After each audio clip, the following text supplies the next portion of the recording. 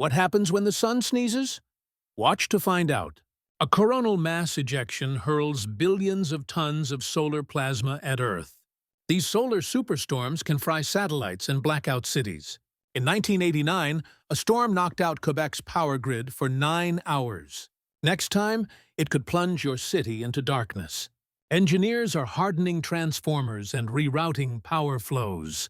Hit like and subscribe to stay powered when the sun strikes back.